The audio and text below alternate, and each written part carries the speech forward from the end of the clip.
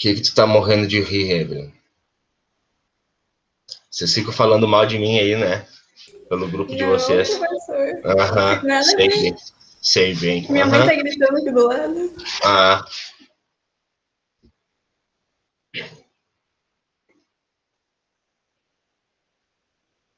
Tá, vou apresentar aqui agora para vocês a aula.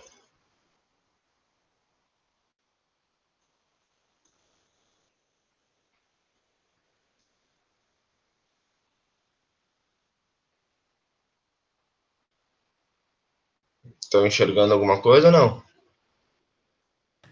Não. Não?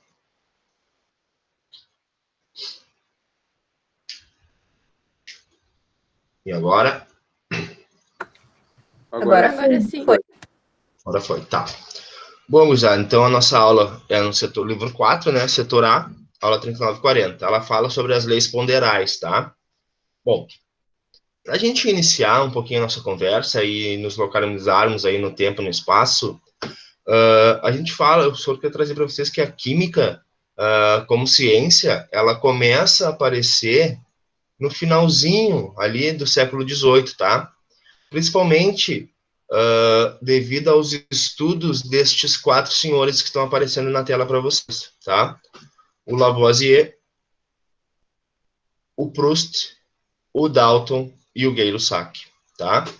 Estes 4 senhores aqui, o Lavoisier um pouquinho antes, mas esses 4 caras são os responsáveis, então, pela o crescimento da química como ciência. Quando a química começa a sair da junção com a física e começa a aparecer como química em si, tá? Quando esses caras fizeram esses experimentos, tá? Eles fizeram as observações e as conclusões deles baseadas principalmente nas massas das substâncias. Se vocês lembrarem lá da tabela periódica, lembrem que quando a gente estudou a evolução dos modelos da tabela periódica, ela vinha sempre sendo baseada na ordem das massas atômicas, lembram? Até que chegou o cara lá que descobriu e começou a estudar os átomos e descobriu o número atômico, né? E aí passa-se a organização da tabela periódica para a ordem crescente de números atômicos, né? Até então só se conhecia as massas atômicas dos elementos, que eram os caras poderiam medir, né, esse parâmetro. Essas observações, então, desses fenômenos, é que surge as leis ponderais. As leis ponderais da química, ou as leis químicas, são as leis que falam, então, das massas das substâncias que vão participar das nossas reações químicas, tá? Lembrem que essas reações químicas são sempre representadas por equações químicas, aonde a gente muda lá, a gente troca os nomes das substâncias por fórmulas, né? E as palavras por símbolos, né? E aí a gente obtém uma equação química. Essas equações químicas são como a representação desse exemplo que o senhor traz para vocês, né? Aonde o óxido de cálcio reage com a água, ó, reage ao sinalzinho de mais, com a água, e aí a flechinha é o formando o hidróxido de cálcio, certo? Até aqui, alguma dúvida? Deu para relembrar esse bagulho aí? Então tá. Bom, quando a gente olha uma equação química, eu tenho 2 lados. Um termo antes da minha flecha e um termo posterior à minha flecha, né? As substâncias que iniciam a minha reação química, nós chamamos elas de reagentes, que são o primeiro membro da minha equação. E aí eu posso pensar numa analogia de fazer um bolo, né? Eu gosto muito de bolo de banana. Vocês gostam de bolo de banana? A Evelyn não gosta de bolo de banana, já vi. Gostam de bolo de banana? O Lucas não gosta de bolo de banana também. Gosta, Thiago? Bolo de banana? Nunca comi, professor. Nunca comeu? Vou levar um bolo de banana para vocês. Deixa. Quando passar a pandemia, né? Porque quando a gente chegar agora, não vai poder ter compartilhamento de lanche. Então, tem que ser depois, né? Bom, vamos voltar para cá. Então, quando a gente pensa em... Vocês... Eu vou voltar aqui para eu enxergar vocês. Vocês sabem fazer bolo? Não? É bem fácil, Joana. Não tem nada de mistério. É bem fácil Eu mesmo. sei. Sabe, Evelyn? É bem fácil, né? Não tem nenhum mistério. Bolo, olha, bolo, vou te dizer que é mais fácil do que fritar ovo. O ovo pode respingar óleo ou banha na tua pele. O bolo não. Olha aqui. Então a gente tem, por exemplo, os ingredientes, ó. Manteiga, açúcar mascavo, essência de baunilha, ovo, banana, farinha integral, né, farinha de trigo, fermento e sal. Estes são os ingredientes, são os nossos reagentes. São os caras que vão reagir entre si e vão formar alguma coisa. Então, as substâncias que eu vou obter, né, lá no final da minha reação química, nós chamamos de produtos, que são o segundo membro da minha equação. São os caras que estão depois da minha flecha. E aí, então depois eu tenho um bolinho de banana. Certo? Tranquilo aqui para a gente entender o que são reagentes e produtos? Sim. Sim. Então tá. Sim. Olha aqui. Essas equações químicas ainda, elas vão ter fórmulas e coeficientes, tá? Para mostrar os aspectos qualitativos e quantitativos, tá? Qualitativos me diz o que tem, certo? E quantitativo me diz o quanto tem. Consegue entender a diferença das duas palavras? Algo qualitativo, certo? Qualitativo. Identifica o que tem lá no meu bolo. Vou olhar os meus ingredientes, certo? Quantitativo me diz o quanto de cada um do meu ingrediente tem. O qualitativo identifica que tem farinha. O quantitativo me diz que eu tenho 2 xícaras de farinha. Sim? O qualitativo identifica que tem ovo. O quantitativo me diz que eu tenho 1 ovo ou 2 ovos. Tranquilo isso? Então tá.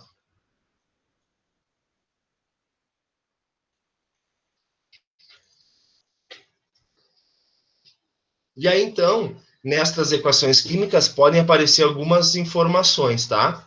Como o estado físico dos meus participantes, né? O estado gasoso, vapor, líquido, sólido, cristalino.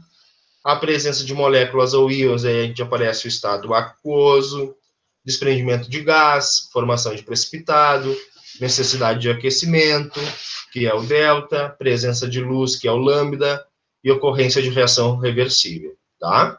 Que é as flechinhas vai e volta.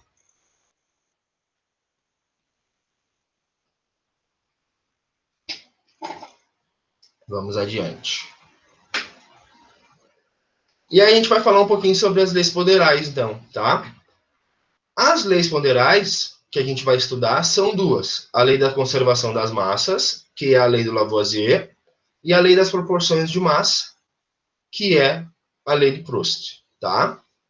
A gente começa falando sobre a lei do Lavoisier, ou lei da conservação das massas, que foi publicada, então, em 1789, no Tratado Elementar de Química, tá?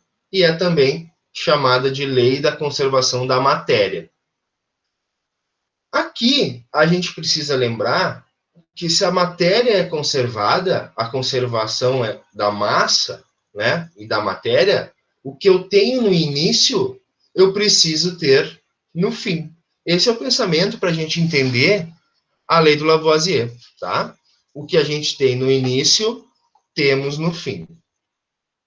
Pensando nisso, a gente traz uma experiência que fala um pouquinho sobre esta lei do Lavoisier. Eu tenho lá o carbono reagindo com o oxigênio, formando o gás carbônico.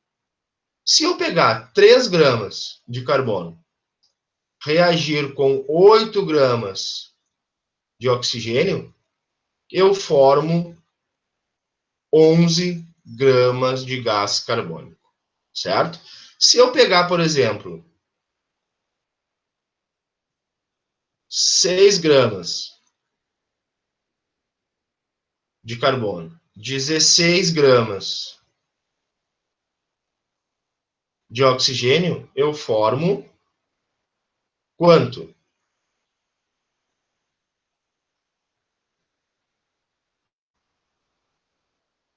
22, né?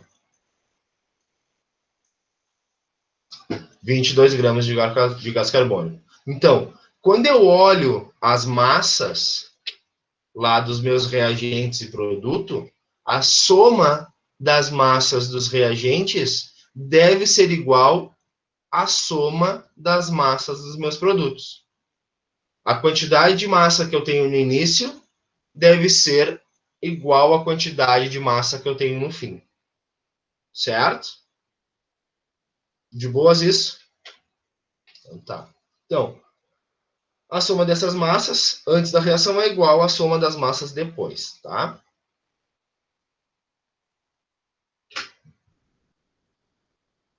O Lavoisier observa também que quando a gente queima algumas substâncias, pode acontecer um aumento de massa ou pode acontecer uma diminuição de massa, certo?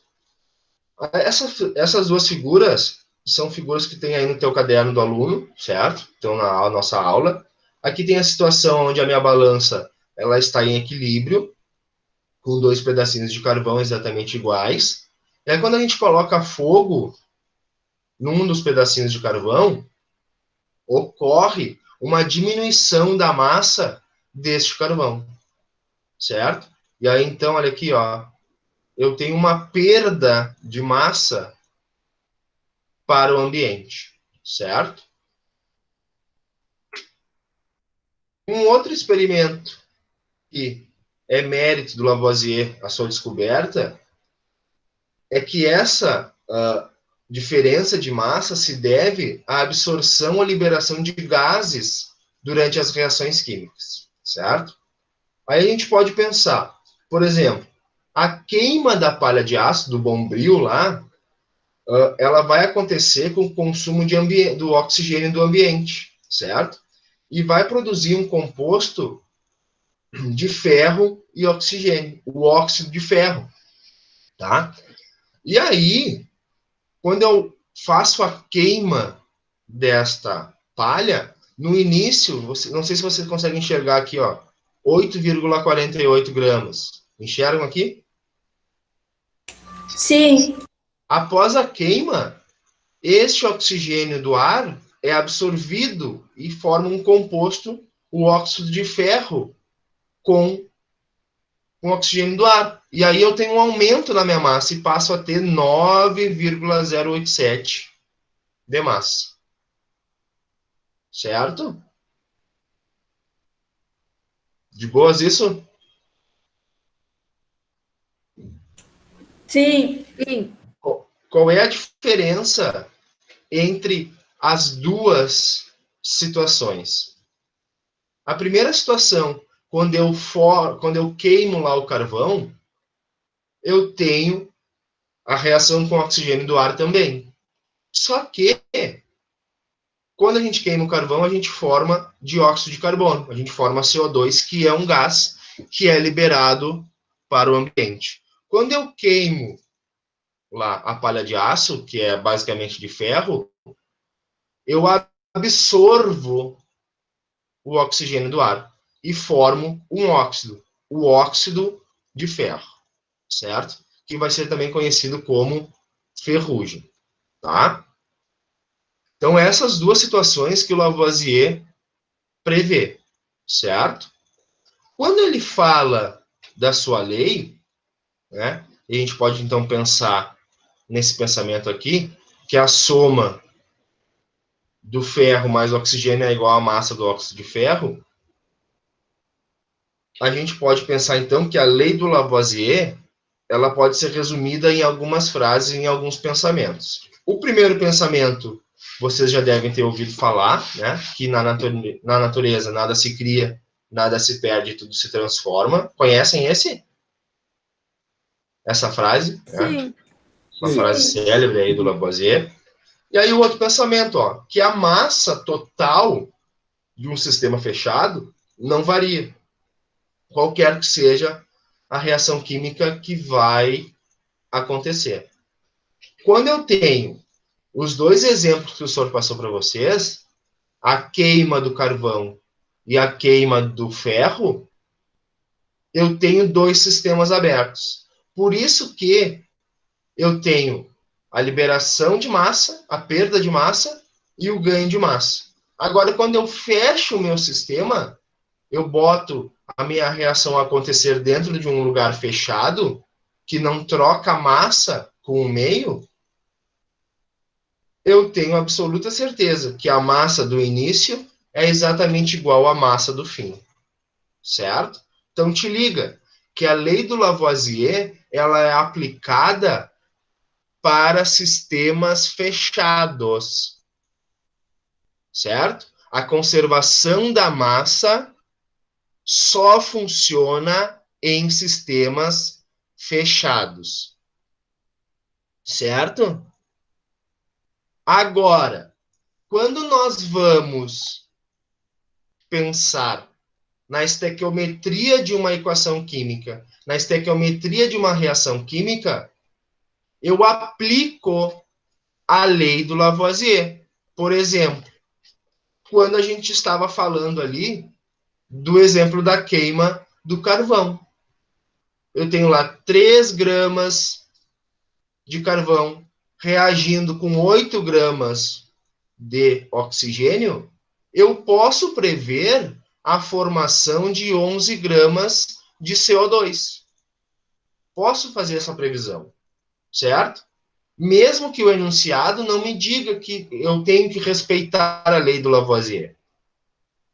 Esta proporção de massa eu posso tentar aplicar sempre, desde que a questão me diga, ou não me diga. Ela vai me dizer, eu tenho obrigatoriamente o ambiente aberto. Aí eu não vou respeitar o Lavoisier. Ou eu tenho obrigatoriamente o sistema fechado. Aí eu sou obrigado a respeitar o Lavoisier. Se ela não disser nada, eu sigo o pensamento da conservação da massa. Certo? Sim? Então tá.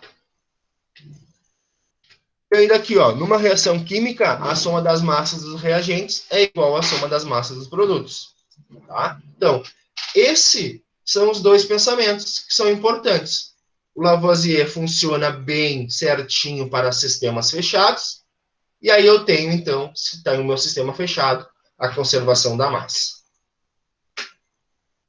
A lei de Prost, ou lei das proporções de massa, que são as proporções fixas de massa, certo? Aonde as minhas massas vão se alterar proporcionalmente. Eu só gostaria que vocês olhassem aqui comigo esse experimento, usando o primeiro experimento lá do Lavoisier. Eu tenho lá as 3 gramas de carbono reagindo com 8 gramas de oxigênio, formando 11 gramas de gás carbônico. Se eu dobrar a minha quantidade dos meus reagentes, a minha proporção deve ser mantida. Então, eu teria que dobrar o carbono e dobrar o oxigênio. Quando eu dobro os meus reagentes, a massa do meu produto também dobra. Enxergaram aqui?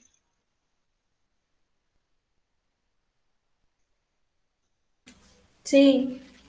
Agora, se eu triplicar a minha massa original, que é de 3 para 9, o que deve acontecer com a massa do meu produto? Também deve ser triplicada. Então, a proporção existente, ela é fixa. O que eu mudar, se eu triplicar ou dividir por 3 as minhas massas, proporcionalmente, reagentes e produtos devem seguir esta proporção. Conseguem entender isso? Sim. Então tá.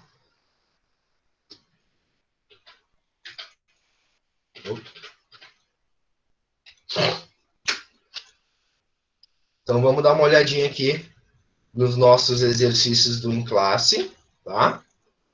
Enquanto vocês pegam os exercícios e vão lendo um, o Soro vai fazer uma chamada, tá?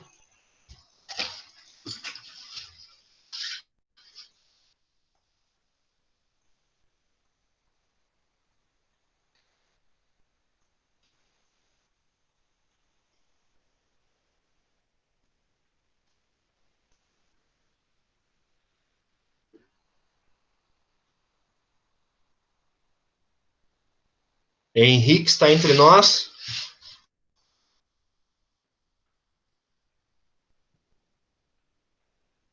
Dalforno está entre nós? Não.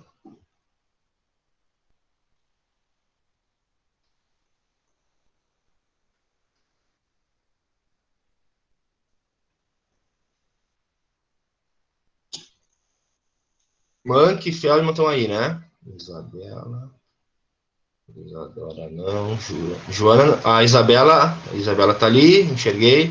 Isadora está entre nós?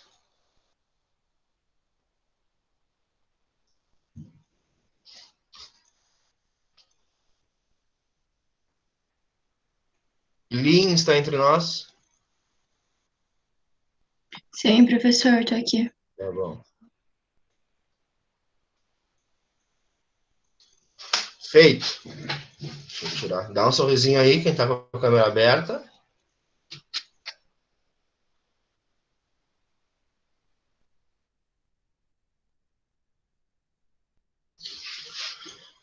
Ó, o exercício 1, vocês conseguiram ler já? O exercício 1? Sim. Sim. Conseguiu fazer, Evelyn? Acho que consegui. Tá. Eu fiz. Vamos... Mas não Tá, sei se beleza. Vamos dar uma olhadinha. Ó, a substância química água pode ser produzida a partir dos gases hidrogênio e oxigênio, em uma reação que libera grande quantidade de calor. Experimentos com auxílio de balanças demonstram que 2,16 gramas de oxigênio, produzindo água. Complete a tabela a seguir, que representa a realização de experimentos com diferentes quantidades desses gases, indicando a massa de cada substância. Bom, aí é exatamente o mesmo tipo de exercício que o senhor falou para vocês, que não fala sobre a lei do Lavoisier, que não fala sobre a lei do Prost. Entende o que eu quero dizer para vocês? Mas eu tenho que subentender que elas existem. E aí eu não vou ficar preocupado se o meu sistema é aberto, se o meu sistema é fechado. Eu vou aplicar as duas leis sem me importar com isso, certo? Pensando na lei do Lavoisier no experimento 1, aonde eu tenho a conservação da massa, 2 mais 16 é igual a 18, concordam com o senhor? Sim. Agora, olha no experimento 2, eu tenho só 9 gramas aqui. Só que então eu posso pensar baseado no experimento 1, aonde proporcionalmente o 18 para o 9 eu dividi por 2. Concordam comigo? Sim. Dividindo por 2 o meu produto, obrigatoriamente eu preciso também dividir por 2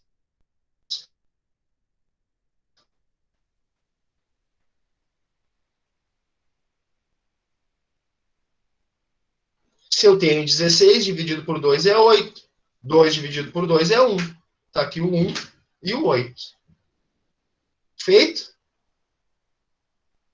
Sim. No experimento 3, eu tripliquei a quantidade do experimento 1. E, portanto, para o oxigênio, eu tenho que ter 3 vezes 16, que dá 48. E aí vou usar o Lavoisier para descobrir a massa de água. 48 mais 6 é 54. Certo? Certo. Sim. Estão entendendo o raciocínio comigo? Sim. Sim. Então, tá. Agora, se eu olhar o experimento 4, eu tenho 32, que é o dobro da minha quantidade inicial que lá dos meus 16. Portanto, para o hidrogênio, eu tenho que ter 4 gramas. E para formação de água, eu somo os 2 e encontro 36 gramas. De boas? Sim. Sim. Tá. Estequiometricamente falando, que a gente vai estudar daqui a pouco mais, A4 é a proporção mais real que existe, tá? É o que realmente vai acontecer. 4 gramas de hidrogênio reagem com 32 gramas de O2 para formar 36 gramas de água, tá? Mas depois a gente vê isso aí. Vamos ao 2. O 2 fala o seguinte: o estudo de uma reação química representada pela equação a seguir, A aquoso, B aquoso, C aquoso e D sólido. O que eu quero que vocês enxerguem aqui? Que isso aqui, ó, está em água. Isto está em água e isto está em água. E este é um sólido. Provavelmente aqui, ó, eu tenho íons na minha característica do composto A, do composto B e do composto C. Certo? Mostrou que, em um experimento, 15 gramas do reagente A reagiram completamente com 25 gramas de B. Ao término da reação, o sistema... Me perdi. Aqui. O sistema foi filtrado e depois de seca, a massa que estava no papel filtro era igual a 11 gramas. E aí o senhor te pergunta: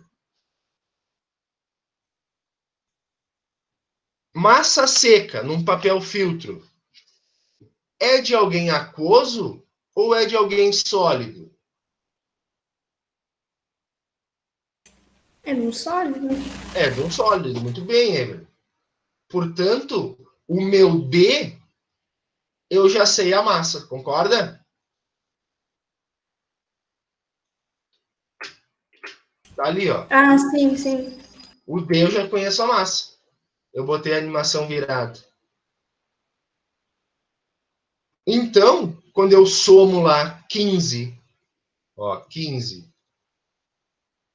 mais 25, eu tenho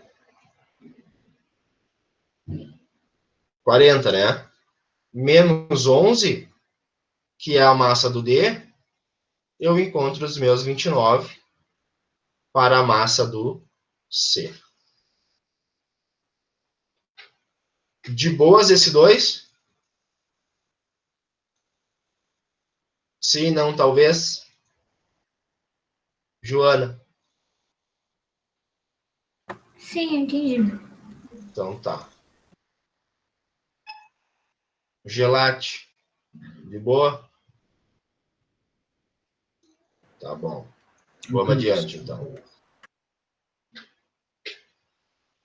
A letra B diz o seguinte: se em outro experimento quisermos obter 22 gramas da substância V, Quais as massas de A e B que devem ser misturadas?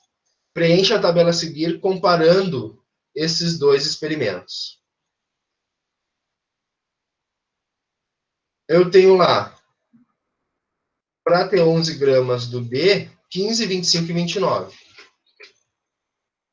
Que é o primeiro pensamento, concorda? Sim. Já estava pronto. Para mim encontrar 22 gramas do D, vocês concordam que a gente duplicou a massa do D? Então eu preciso seguir lá a lei do Prost, que são as proporções fixas. Eu vou dobrar o 15, o 25 e o 29. 15 vezes 2 é 30, 50 e 58. Fechou? Sim. Então, tá. Vamos adiante. O 3. Na produção de cal virgem, CaO, composto largamente utilizado na construção civil, o carbonato de cálcio é aquecido até 800 graus Celsius, ocorrendo sua decomposição de acordo com a equação a seguir. Ao se decompor totalmente, 200 gramas do reagente em um sistema aberto, isso quer dizer, está me dizendo que o sistema está aberto. Quer dizer que o CO2, que é um gás, vai ser liberado para o meio. E, portanto, provavelmente, quando eu pesar lá os meus produtos, eu vou ter a perda desta massa. O resíduo sólido que sobrou após a reação possuía a massa de 112 gramas. O sólido é o óxido de cálcio. Então, te liga, que ele pergunta para nós, qual a massa de gás carbônico formada nessa reação? O que eu sei? Que no início eu tinha 200 gramas de carbonato de cálcio e 112 gramas formados de óxido de cálcio. Para mim descobrir qual foi a massa de CO2 liberada, o que eu tenho que fazer, gurizada? O que eu faço para descobrir a massa de CO2 liberada? 200 menos 112? Perfeito, ele. Perfeito. E aí, você já está com a lei do Lavoisier tatuada no seu cérebro. Perfeito. É isso? Tá? 200 menos 112 é igual a 88 gramas. Esta é a massa de CO2 que fugiu para a atmosfera. Tranquilo, né? Sim. O B. Por que ocorreu diminuição da massa do sistema? Por que diminuiu a massa? O que ele nos falou ali? Porque o CO2 foi liberado? Foi liberado, porque o sistema era aberto. Perfeito. Porque o sistema é aberto. Aí pergunto para nós, isso contraria a lei do Lavoisier?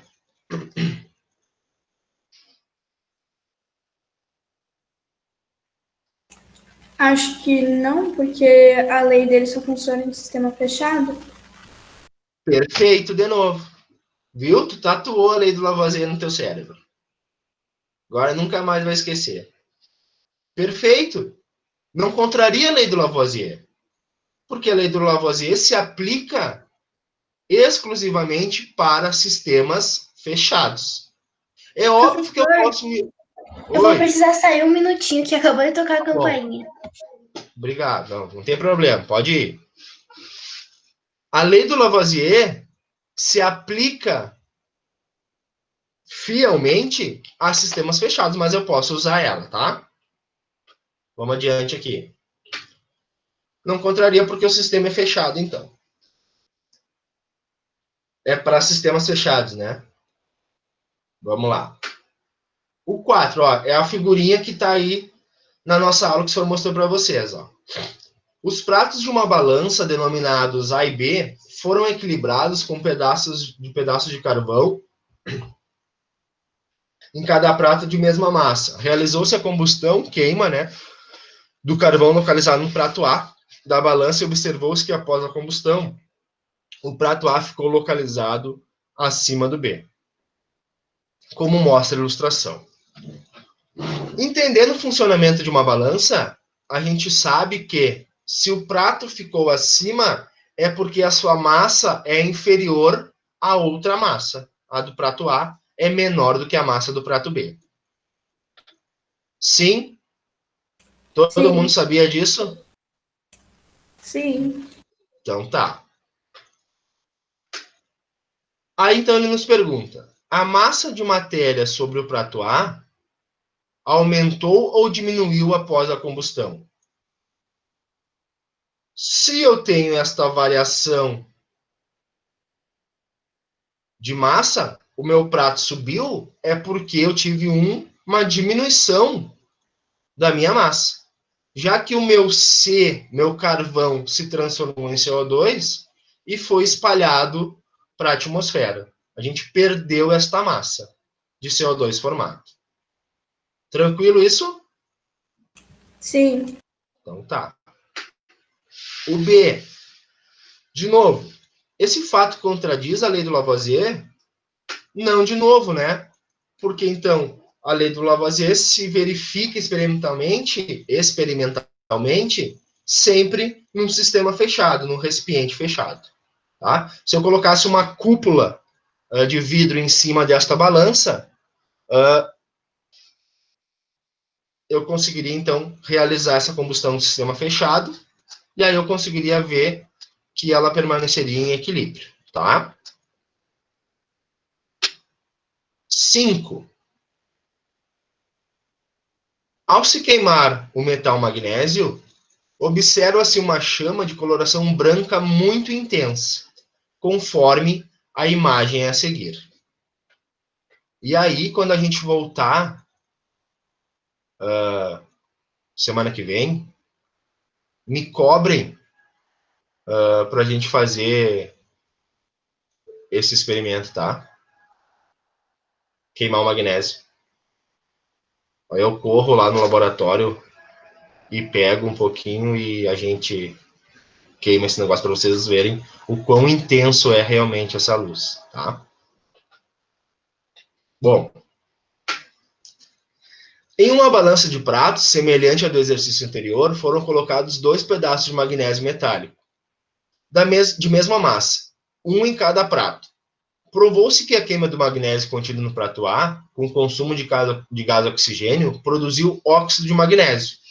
Escreva a equação química que representa esse fenômeno e indique se o prato A da balança, após a combustão completa do magnésio, se localizará em um nível acima, abaixo ou igual do prato B. Justifique sua resposta. Vamos tentar montar esta equação sozinhos? Será que vocês conseguem montar ela sozinhos?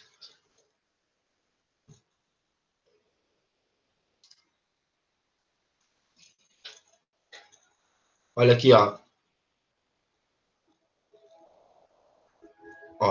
Magnésio se queimou com consumo de oxigênio e produzindo.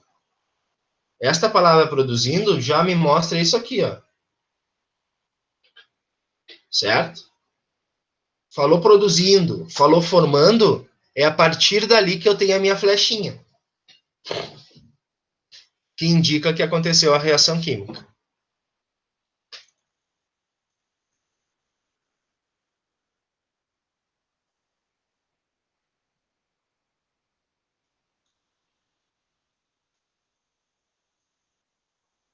Foi?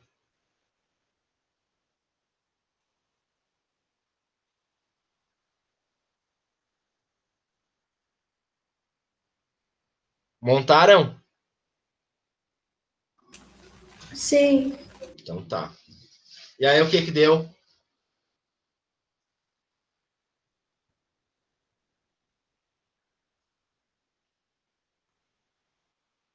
Alguém se arrisca? Dá para se arriscar, né? Eu botei 2 magnésio mais o oxigênio. E daí eu botei a flechinha, né? E daí ficou MgO. Eu botei isso. MgO. Por que tu botou só MgO e não botou 2 MgO? Porque ele perdeu. Não botou 2 magnésio? Quê? Não botou 2 magnésios? Não. Porque Ah, ele tu botou disse. Mg só. É. Ah, tá. Beleza. Anotem aí e me cobrem. A primeira coisa, a primeira aula que nós vamos ter quando nos encontrarmos será a aula sobre balanceamento de equações químicas de novo. Não deu certo aquela minha tentativa lá. Vamos ter que... Esse é um conteúdo que nós vamos ter que revisar, concordam comigo? Sim, né? Isabela e a Esther estão balançando a cabeça, que sim. A Laura também, tá? Não esqueçam de me cobrar. Eu vou anotar aqui. Vou anotar.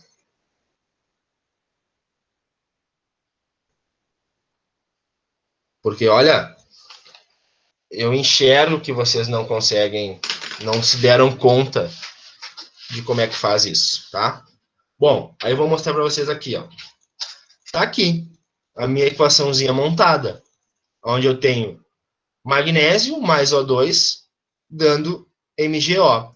Só que eu preciso obrigatoriamente seguir as proporções entre os meus caras. Preciso também seguir as proporções de mol ou de quantidade de átomos. Se eu tenho 2 oxigênios nos meus reagentes, eu preciso ter 2 oxigênios nos meus produtos. Então, eu tenho lá 2 Mg mais O2, formando 2 MgO. Tá? Mas isso a gente vai voltar e vai estudar de novo, certo? Para ficar bem claro. Porque se nós não tivermos essa clareza, a gente vai se dar mal nos próximos conteúdos que vão vir para nós aí, certo? Tem mais alguma coisa que vocês queiram, assim, que tu pessoa, acha que tem que dar uma olhada de novo? Que tu olha assim, puxa, eu não sei. Meu bagulho ficou difícil, não entendi nada que o senhor falou. Tem mais alguma coisa? Balanceamento eu já tinha sacado. Professor, eu não sei se os outros também, mas eu tenho bastante dificuldade em mol e essas coisas assim. Eu também. Eu também. Tá. Então, isso vai ser... Pera aí.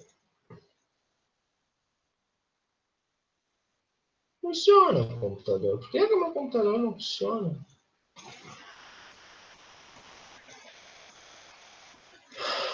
Vocês sabem se a prova de química é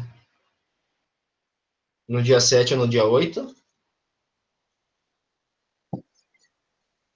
Sim, Não, eu Hã? não sei, pelo menos hoje não Mas será que era no recebeu. segundo dia? Pelo menos na outra foi. A outra vez foi Na no outra foi no segundo. segundo dia. Aham. Ah, então terça a gente pode dar uma revisada nisso. No mol. O que vocês acham? Pode ser. Então tá. Aí eu acho que a gente refaz os exercícios. Não precisa de aula, a gente refaz os exercícios. O que vocês acham? Então Pode tá. ser? Beleza. pode ser, professor. Então tá. Vamos aqui só para a gente terminar esse negócio de uma vez. E aí eu tenho, então, como o óxido de magnésio é um sólido, tá? Houve um acréscimo na massa do prato. E aí após a combustão, o prato B vai descer, certo? Eu não tenho liberação de gás aqui nesse caso. Eu tenho a formação de um sólido. O 6, de acordo com a lei do Lavoisier, a massa sempre deve ser conservada, né? Aí ele nos pergunta, por que ocorre um aumento da massa de um prego feito de ferro quando ele enferruja em um ambiente aberto? No início, a massa do ferro e a massa do prego são exatamente as mesmas. Conforme vai acontecendo a reação com o oxigênio da ferrugem, ó, eu tenho ferro reagindo com o oxigênio e com a água, eu tenho a formação de um hidróxido, que é o hidróxido de ferro, que é basicamente a ferrugem, tá? E depois eu tenho a formação do óxido de ferro, que é o Fe2O3. E por isso eu tenho um aumento na minha massa, certo? Eu vou absorvendo coisas que estavam no ar. Por que ocorre a diminuição da massa de um palito de fósforo após sua queima? Vocês conhecem como é que funciona o palito de fósforo, gurizada?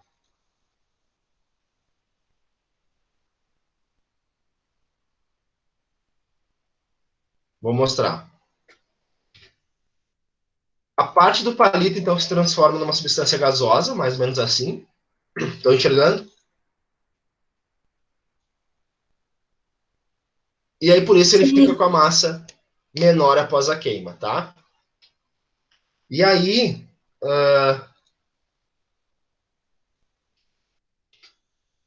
o 7, ele quer que a gente...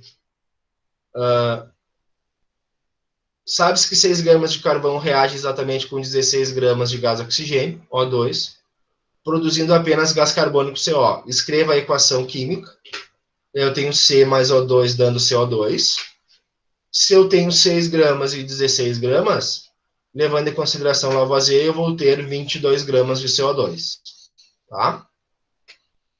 Aí ele pergunta para nós, caso fossem misturados 20 gramas de carvão e 32 gramas de gás carbônico, esses reagentes estariam na proporção correta, proporção estequiométrica?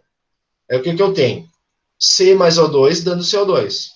20 e 32, se eu notar, ó, no enunciado da minha questão, eu usava 6 gramas de C e 16 gramas de O2. Eu só levei a proporção adequada aqui no 16, ó, que eu dividi por 2. O 20 não segue a proporção, eu teria que ter 12 gramas de C para estar na mesma proporção, certo? Portanto, como foram misturados 20 gramas de carbono, eu posso concluir que dessas 20, só 12 eu vou usar. E 8 gramas vão estar em excesso. Eu não vou usar 8 gramas das 12. Só dos 20, só 12 eu uso. Certo? Proporcionalmente lá pela lei do Prost. Tranquilo aqui?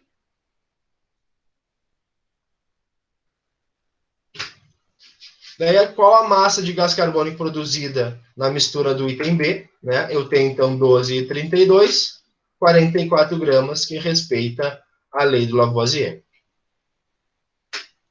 O senhor quer que vocês façam lá as atividades do Em Casa no portal. Uma boa semana. Tá? Hoje não temos a nossa questão desafio, tá? Tranquilo? Beijo para vocês. Tchau, professor. Até quinta. Tchau, professor. Tchau, professor. Tchau, tchau.